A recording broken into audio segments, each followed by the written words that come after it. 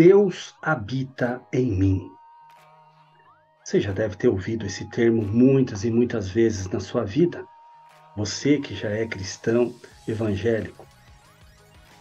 Tá, mas o que significa dizermos que Deus habita em nós? Como é que Ele habita em nós?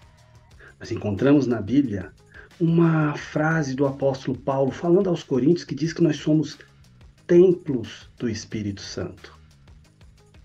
É isso aí. Quero convidar você a aprender sobre esta matéria. Pneumatologia, que nos ensina sobre a doutrina do Espírito Santo. Quem é o Espírito Santo? O que é o Espírito Santo? Será que ele é uma descarga elétrica que ele vem de vez em quando eu estou na igreja e estou pedindo alguma descarga de motivação? Será que ele vem e volta? Será que ele está dentro de nós apenas para nos dar alguns dons sobrenaturais? Ou a obra dele é mais profunda ainda? Nesta matéria, eu vou ensinar sobre pelo menos 8 tópicos principais, comentando sobre o Espírito Santo de Deus. Na primeira parte, nós vamos falar sobre períodos de atuação.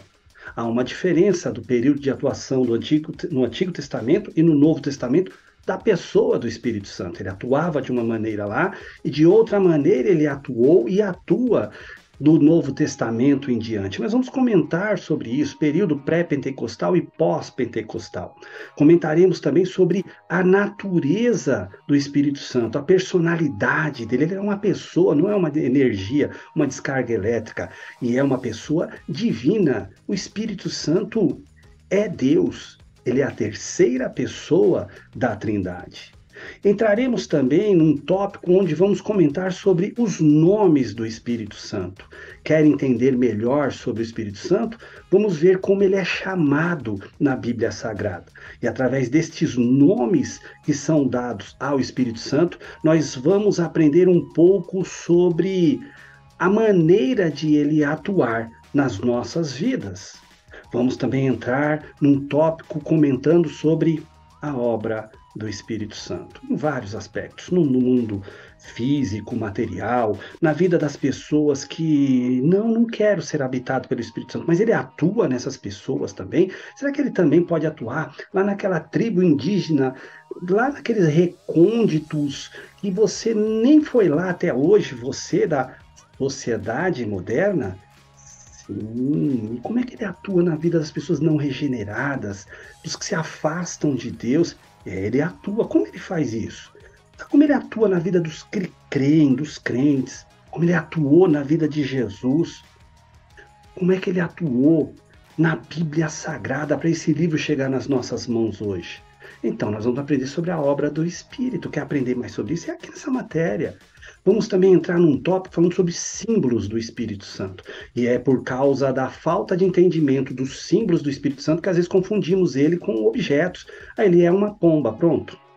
Não, ele é um azeite, ele é uma água. São símbolos, símbolos que descrevem a maneira de operar e o que aquela operação ocasiona nas nossas vidas. Aí nós vamos entender isso também. E vamos ter um tópico aqui falando sobre os dons do Espírito.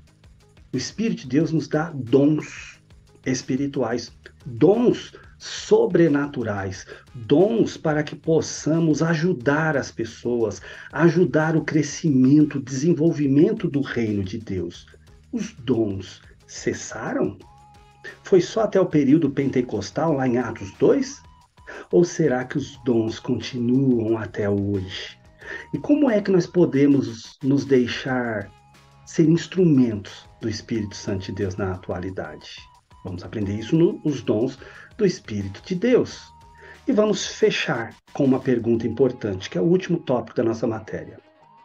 Eu tenho o Espírito Santo ou é ele quem me tem? Quem que possui quem aqui? Quem é o soberano? E para dar a resposta a isso, eu preciso ter provas bíblicas e experienciais. Não só experienciais, mas bíblicas. Nós somos o povo da Bíblia e não o povo da experiência. E como um povo da Bíblia, nós vivemos as experiências bíblicas. E aí? Quer fazer essa matéria? Quer entender sobre esse amigo chamado Espírito Santo? Quero te convidar a fazer essa maravilhosa matéria, Pneumatologia, Doutrina do Espírito Santo.